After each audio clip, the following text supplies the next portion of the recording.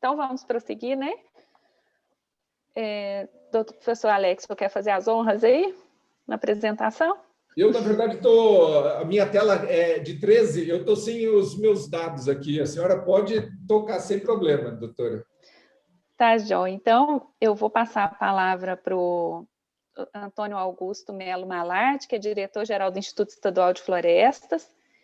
E o doutor Antônio vai falar conosco sobre impactos potenciais de infraestrutura viária nas unidades de conservação.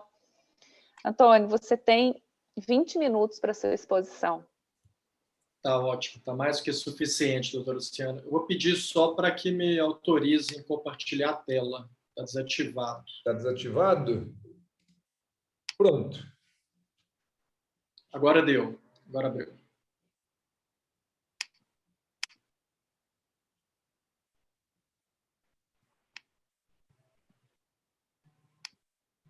Só me avisem, por favor, se estão visualizando. Tudo certo. Tá ótimo. Bom, eu queria só, antes de começar também, fazer um agradecimento especial ao doutor Valera, que está aqui conosco, que também é um grande apoiador do nosso novo CETRAS também, né, doutor Valera, em Uberlândia. Em breve sairá do papel, com certeza. Eu agradeço muito por todo o empenho desse novo CETRAS também. Bom, eu vou fazer uma breve, então, apresentação sobre a nossa realidade nas unidades de conservação e o que a gente vem atuando como medida compensatória, como eu já adiantei um pouco na minha fala anterior, e também relacionado a alguns outros assuntos que têm uma interface grande do que a gente faz na unidade de conservação e, consequentemente, o bem-estar dos animais e, principalmente, dando um enfoque ao atropelamento de fauna nas nossas estradas, principalmente aquelas que estão dentro das unidades de conservação ou que estão próximas a elas. Só rapidamente contextualizando, nós temos cadastradas no nosso sistema 180 unidades de conservação municipais. Claro que esse número é maior, porque nós contemplamos somente aquelas que estão cadastrados no Sistema Nacional de Unidades de Conservação. São 94 unidades estaduais, sendo que dessas 94, 93 são gerenciadas pelo Estado de Minas Gerais, pelo governo de Minas Gerais, e uma, que é uma estação ecológica de São Judas Tadeu, em Betim, é gerenciada pela FUNED. Nós temos também 19 unidades de conservação federais, e das RPPNs, 260 estaduais e 88 federais. Então, a gente tem um total de 641 unidades registradas no Estado.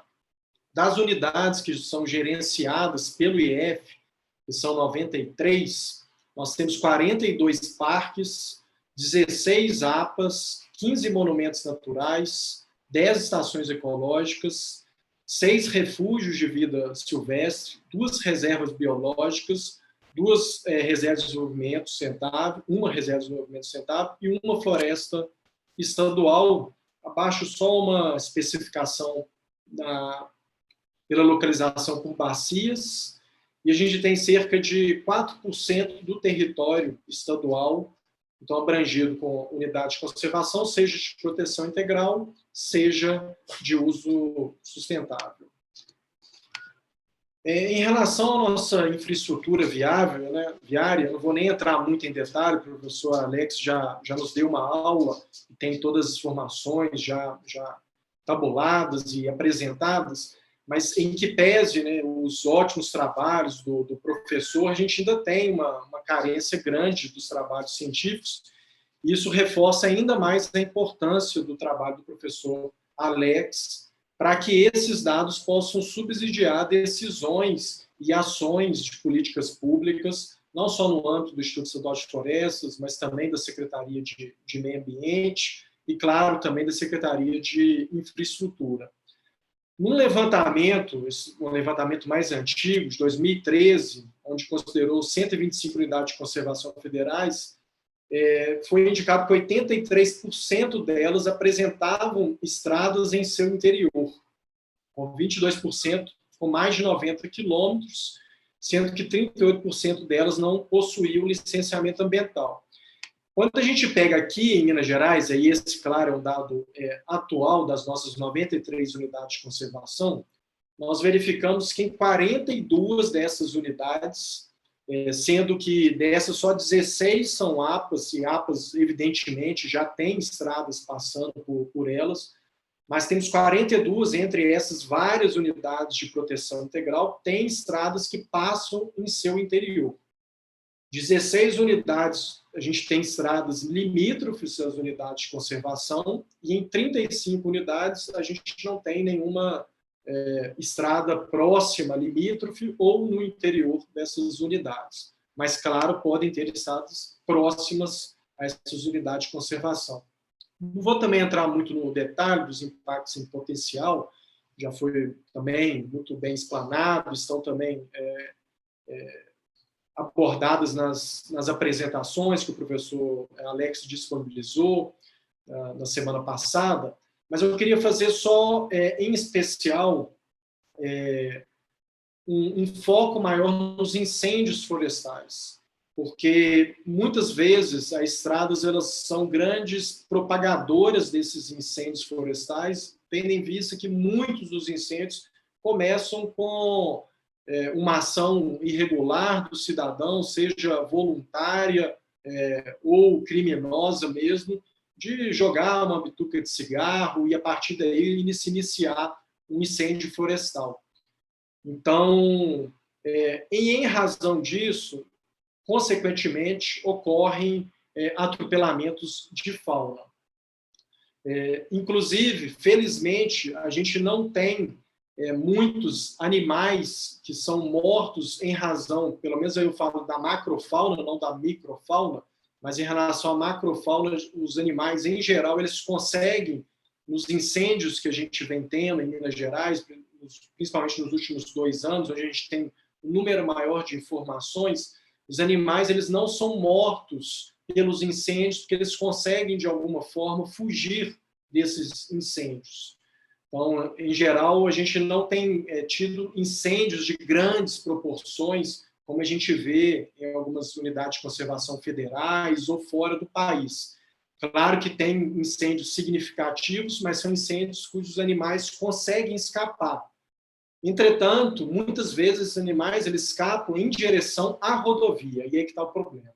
E aí esses animais eles são mortos não pelo incêndio propriamente dito, mas por um atropelamento ocasionado indiretamente por esse incêndio, tendo em vista que ele precisou fugir dessa ocorrência.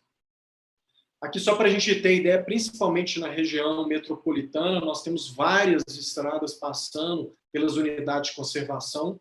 Então, aí em verde são as nossas unidades. Então, a gente vê uma série de rodovias, de estradas, sejam estaduais ou municipais, passando pelas unidades de conservação. Aqui também só um pouco do que eu falei em relação aos incêndios, que muitas vezes as estradas, indiretamente também, claro, são propagadoras disso, mas também em alguns casos as estradas nos ajudam, porque elas acabam atuando como, de certa forma, também um aceiro, evitando que o incêndio propague para o outro lado da rodovia, atingindo ou a mesma unidade de conservação ou outra unidade de conservação. Aqui só um caso também para exemplificar, o Parque Estadual da Lagoa do Cajueiro, no norte, ali na região do Jaíba, próximo ao Jaíba, nós temos 11 quilômetros de estrada pavimentada passando no interior de uma unidade de conservação e uma unidade de conservação que é de proteção integral. Em relação à mitigação dos impactos, também foi amplamente, nós estamos aqui cercados de especialistas, eu também não vou entrar tanto em detalhes, mas são uma série de iniciativas possíveis que já vêm sendo adotadas, mas de maneira ainda muito tímida no âmbito dos licenciamentos e também nas unidades de conservação. É algo que a gente precisa aprimorar e avançar, mas os primeiros passos já foram dados, estão sendo dados. Estão citando redutores de velocidade, os refletores, passagens subterrâneas, cercas. Uma medida muito interessante são sistemas de vigilância. No Parque do Rola Moça, a gente tem um sistema de monitoramento mas voltado para atuação e identificação de focos de incêndio. Tanto é que hoje o Parque do Rola Moça já tem alguns anos em que a gente não tem grandes incêndios, porque por meio desse monitoramento a gente já consegue, com um tempo de resposta muito baixo, direcionar a equipe para fazer com que esse incêndio não se propague. E aí, nesse sentido, a gente vai ampliar esse sistema com uma possibilidade agora de videovigilância, que vai chegar a uma precisão de identificar até placas de veículos. E aí eu cito isso porque em algumas unidades a gente tem muito abandono de animais. E identificando esses infratores, esses criminosos, né, que abandonam os animais das unidades de conservação, a gente com certeza vai minimizar também o atropelamento de fauna. Boa parte do atropelamento de fauna e fauna doméstica, né, no Parque do Rola Moça, são decorrentes do abandono de animais, em geral, né, animais domésticos. Também sinalização viária, campanhas educativas, né, limitação de velocidade, entre várias outras ações. Eu trouxe um ponto interessante para ser abordado, se refere às estradas-parque. Não existe hoje uma regulamentação e as estradas-parques, na verdade, elas nem são consideradas uma categoria de unidade de conservação, mas é um instrumento bem interessante de se regulamentar e dentro desse instrumento, que leva em consideração várias questões, claro que a gestão da fauna nessa rodovia, nessa estrada, também é um ponto de atenção, é um ponto que deve ser incorporado na discussão. Então, a gente tem um projeto de lei de autoria da deputada Ana Paula Siqueira, na qual a gente vem atuando junto a ela uma série de reuniões para estabelecer um regramento para que a gente tenha, então, finalmente uma regulamentação de estrada-parques no estado de Minas Gerais. E aí exigindo, por exemplo, alguns mecanismos, né, relacionados à fauna, como eu disse anteriormente, uma sinalização adequada, trabalhar com redutores de velocidade, entre algumas outras questões, e fazendo também com que a passagem do cidadão por essa estrada-parque seja ainda mais agradável do que é hoje.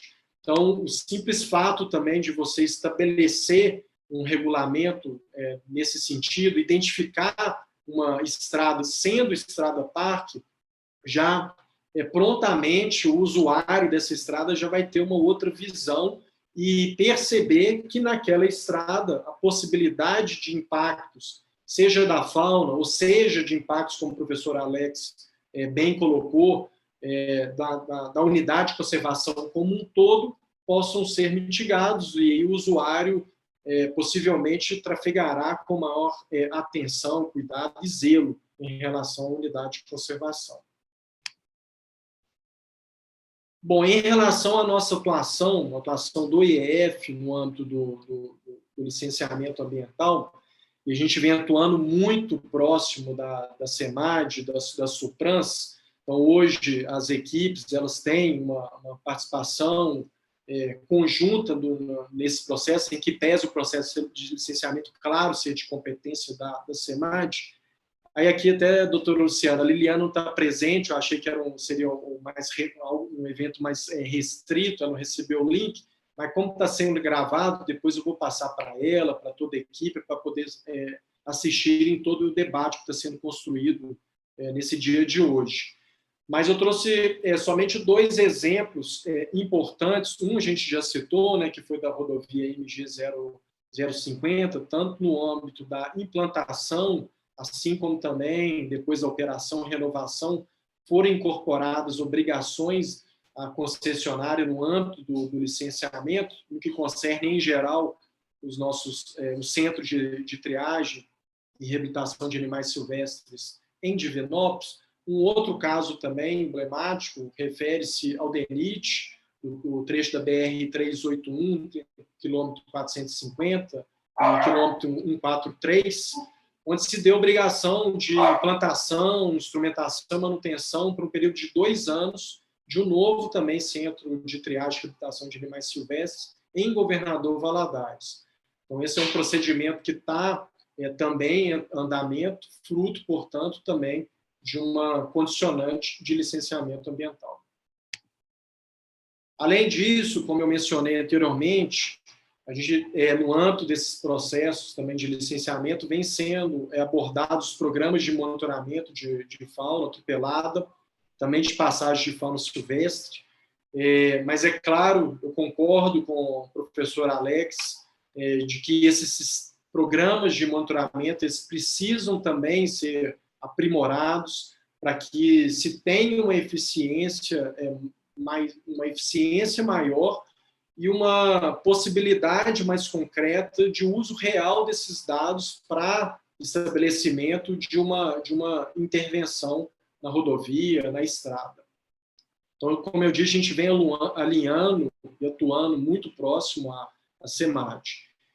Em relação a algumas medidas de controle no interior das unidades de conservação, é uma carência também que o Estado tem, mas a gente já vem atuando em algumas frentes em relação a isso, seja com placas de advertência quanto à travessia de animais, em parceria com a Secretaria de Infraestrutura, como eu mencionei também, os sistemas de videovigilância.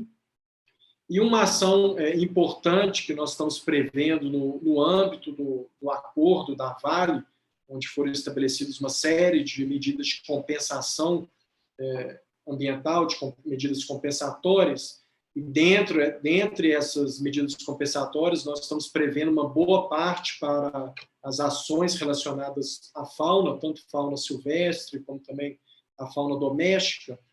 E uma ação importante que está extremamente relacionada ao atropelamento de animais, sejam domésticos ou silvestres nas unidades de conservação, como eu mencionei anteriormente, refere-se aos incêndios. Então, a gente está prevendo uma ação de resgate desses animais que são afugentados pelos incêndios, fazendo com que esses animais então, não cheguem desesperadamente às rodovias e corram um risco altíssimo de atropelamento. Então, é uma ação que está sendo colocada para ser exercida em boa parte das nossas unidades de conservação no estado de Minas Gerais. Bom, aqui eu tomei liberdade, professor Alex, de colocar que nós estamos trabalhando numa parceria, a gente não sabe bem, né, se vai ser com a Environment, se vai ser com a UFLA, mas o importante é ter parceria com o seu trabalho, que é de extrema relevância, para a gente identificar e ajudar no encaminhamento de informações sobre o atropelamento nas nossas unidades de conservação. Então, fazendo aí um grande diagnóstico, monitoramento dos efeitos das rodovias e também das ferrovias nessas nossas unidades. Então, a gente está trabalhando, esperamos em breve a gente firmar já esse compromisso. Hoje estamos atuando de maneira informal, mas formalizando esse compromisso do IEF em apoiar esse trabalho tão importante para o Estado. E, além disso, nós já estamos prevendo também, por meio de recursos da compensação minerária, um projeto de pesquisa no interior de unidade de conservação e também nas suas zonas de amortecimento, com o objetivo de identificar essas áreas críticas de atropelamento de fauna. Então, na verdade, é algo que vai agregar e complementar o estudo que foi trazido pelo professor Alex, com mais ações de campo. Então, o que a gente já conversou também com o professor Alex, nós estamos já elaborando um termo de referência para que possa haver contratação desse estudo, que é feito por meio dessa obrigação da compensação minerária, onde o empreendimento minerário faz essa execução direta. Então, é recurso que não passa para o Estado, é a própria empresa que executa, mas, claro, com todas as diretrizes e com o encaminhamento do que deve ser feito por parte do IEF. Então, são duas importantes ações que vão agregar valor a todo esse arcabouço de estudos trazidos, não só pelo professor Alex, todos os outros especialistas, pelo Ministério Público, né? Então, vai ajudar muito também nesse diagnóstico e na tomada de ações, aí dizendo especificamente nas nossas unidades de conservação. Bom, bem rapidamente, né, era isso que eu tinha que colocar.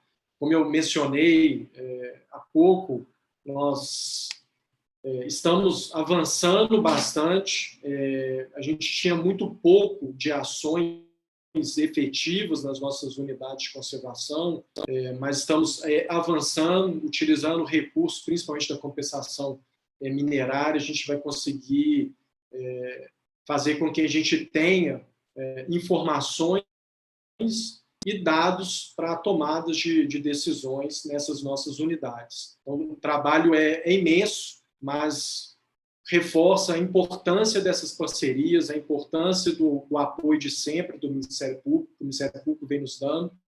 Seu também, professor Alex, então a gente espera firmar essa parceria o mais breve possível, para que a gente possa, então, ter resultados mais significativos nas nossas unidades. Então, era isso, e eu fico à disposição para perguntas, dúvidas, sugestões. Obrigado a todos. Obrigada, doutor Antônio, pela exposição. O senhor trouxe os desafios, né, que o Estado tem enfrentado, né? Tudo em Minas Gerais é superlativo, né? Então, as dificuldades de enfrentamento, elas são enormes, né? Mas nós partimos de um ponto agora, eu acho que mais favorável, né? Que é do reconhecimento dessas questões, do início das discussões, e o Ministério Público está muito à disposição e tem muito interesse, né, em atuar conjuntamente, né, com o IEF, na preservação desses espaços relevantes, ambientalmente relevantes.